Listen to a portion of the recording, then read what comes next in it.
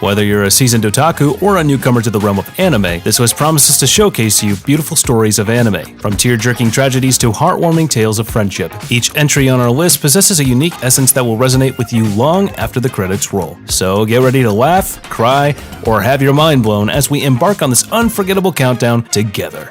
And without further delay, let's get this party started. Oh, and don't forget to subscribe if you haven't already.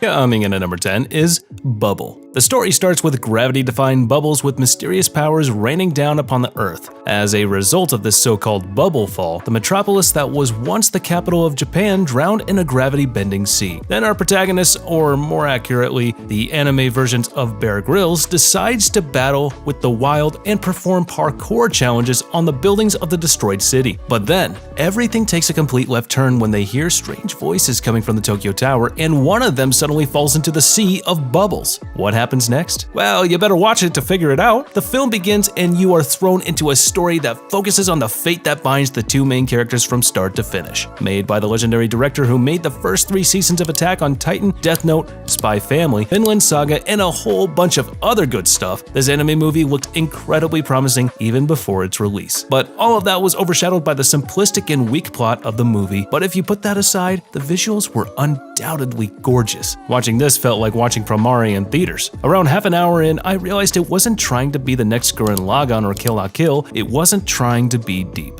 It was just trying to be a visual feast, and it definitely succeeded. So looking for something like this, then you might want to give it a try. Coming at number 9 is Otaku Elf. Otaku Elf was for sure one of the biggest surprises of the season when it was released. The story follows a pure otaku who is entrusted to take care of an elf who has lived for generations. This show is a hilarious, wholesome, fun, and surprisingly educational or simply unique experience. I mean, I am convinced that the author wanted to write a historic manga, but probably thought he couldn't sell enough copies with just that. So he added a cute elf waifu and other cute girls. I mean, seriously, there is a lot of genuinely informative facts in this show about Edo-era Japan that was so cool to learn about. And since it follows a shrine maiden, there is a ton of Shinto religious history and cultural stuff in the show as well. I don't think you guys have seen anything like this show before. So to put it straightforward, Otaku Elf is a very flavorful, fun, and enjoyable show. So looking for a fun time? Better not miss this one. Coming at number 8 is One Week Friends. Set in an ordinary high school, One Week Friends tells the story of a girl who mysteriously loses her memories at the end of every week. What makes the situation even worse is the fact that she only loses those memories that involve people she befriends. For this reason, she distances herself from everyone else and appears to have a cold demeanor. On the other hand, a boy in her class notices that she is always alone and resolves to become friends with her and summons the courage to talk to her. What happens after that? Well, you better go watch it and find out. One Week Friends does a great job of making you smile and making you feel a rather wide range of emotions. It is slow-paced and mellow, but that adds to its charm and the relaxed environment of the show. The small amounts of drama are handled quite well without getting out of hand or being needless, and disregarding some unrealistic aspects of the show, the characters themselves are quite realistic and likable. So if you like rom-com, slice-of-life type shows, this is the one for you. At number 7, we have Tanaka-kun is always listless. The story revolves around a high school student, Tanaka. For him, the act of being listless is a way of life. The dude is literally famous for his inattentiveness and ability to fall asleep anywhere. He even prays that each day will be as uneventful as the last, seeking to live his regular lazy lifestyle. The show really blends the comedy and slice of life elements well. It borrows conventional school tropes and cliches, but with the listlessness twist, it ends up working really well. The laid-back atmosphere was initially too dull to be relaxing, but the charming cast breathes life into it. The comedy is easygoing and relies on character reactions whenever an awkward situation happens, and the reactions are not extremely exaggerated or over the top. Like in rapid slapstick comedies, they are timed pretty well and are given ample time for the audience to react as well. For those fans searching for a relaxing anime, here is one you guys might enjoy. Coming in number 6 is Carol and Tuesday. This show is about a musical contest between humans and AI. Got it? No? Let me explain.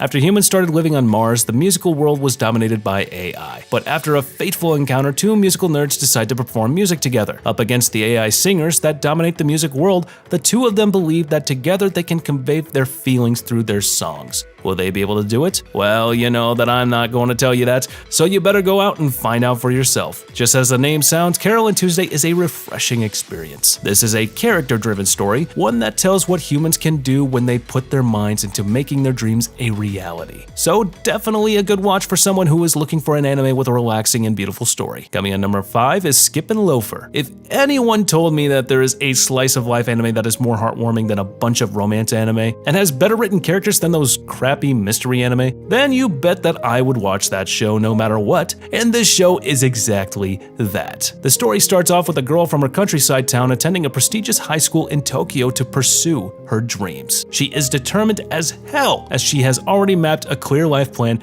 and has absolute confidence that there will be zero problems from them onwards. Then it is all about her and her friends who control the story. Skippin' Loafer probably has the best blend of characters, most of which are quite faithfully written ordinary high school kids with no severe or unrealistic quirk for the sake of being interesting. It does all this while also balancing a good amount of tension and drama, but it does not hamper the feel-good slice-of-life feeling from the original setting. Rom-com fans definitely can't miss this show now. Talking about Skippin' Loafer, the title itself is a mystery to me, really. I mean, why the hell is it called Skippin' Loafer? If any of you do know, then please let me know in the comments down below.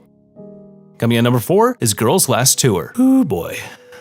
This is where the depression starts. The story starts amid the ruins of a once thriving city. Our protagonists are the last survivors in the war-torn city, scavenging old military sites for food and parts. The two girls explore the wastelands and speculate about the old world to pass the time. Both of them suffer from loneliness, but they only have each other. So sharing the weight of being two of the last humans becomes a bit more bearable. Their dark days get a little brighter with shooting practice, new books, and snowball fights on the frozen battlefield, so to put it simply, among a scenery of barren landscapes and deserted buildings, Girls' Last Tour tells the uplifting tale of two girls in their quest to find hope in an empty and dying world. This is also a story about a post-apocalyptic future, cultures lost in war, and appreciating the little things in life. It's not hard to get swept up in the show's mood, but it is near impossible not to fall in love with the protagonist's fun antics. Both of the girls have amazing chemistry, and partaking in their intimacy is a truly soothing experience. So you guys might want to check this one out. Coming in number 3 is Natsume's Book of Friends. So continuing our streak of depressing anime, this show is about a dude who is an outcast of society. Due to his unusual ability to see strange creatures called yokai, the main character has never fit in at all. Passing around from one foster home to another, he was left isolated and lonely. Over time, he accepts that no one would ever believe him and has closed himself off to his current caretakers and classmates. But when he accidentally breaks an intangible barrier, he frees Madara. No, not Uchiha, but a mighty spirit in the form of a lucky cat. Madara notices that the main character bears a remarkable resemblance to his late grandmother, who was also an outcast, a girl who became known across the yokai world for creating the Book of Friends. It is now in the main character's possession, along with its power to call upon the written names of the yokai the grandmother had defeated. Is it just me, or does this plot sound a lot like Ghost of School? Anyways, Natsume's Book of Friends is possibly one of the most powerful, thought-provoking anime out there, and the amount of emotions that you'll experience is nothing short of incredible. Pity, anger, sorrow, astonishment, and absolute elation are only a few of them. This really is special when you consider the anime's length of only 13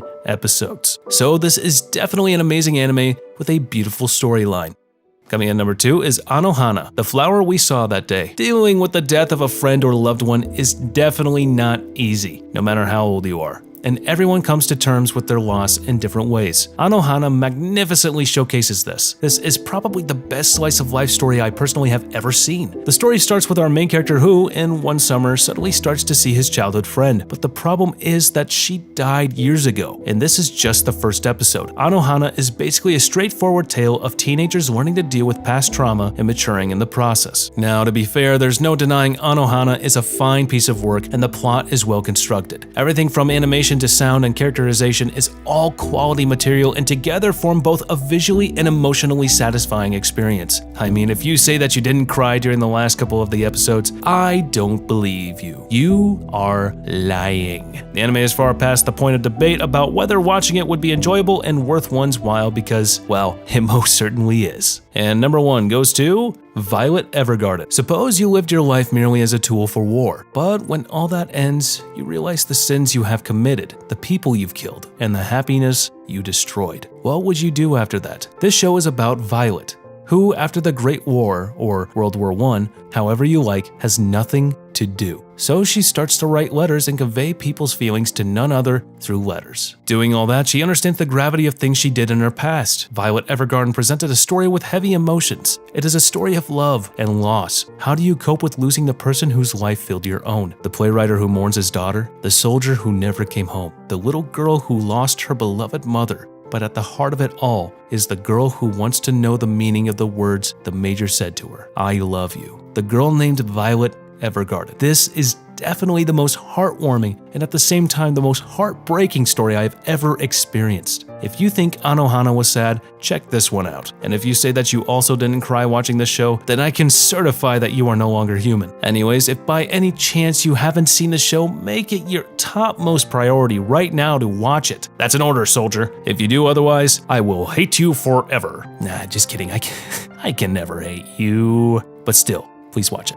Alright guys, I guess that's it for today. Before you leave, if you enjoyed this video, please be sure to give it a like. It really means a lot to me. And again, if you are new to this channel, hit the subscribe button and press that bell icon so that you never miss an update from us. And also be sure to leave a comment down below if I have forgotten to add some manga to this list. So if there is, please let me know in the comments down below and I will be sure to check it out. If there are too many of them, then who knows? There might be a separate video for those as well. But as for now, I'll catch you later. See you in the next one.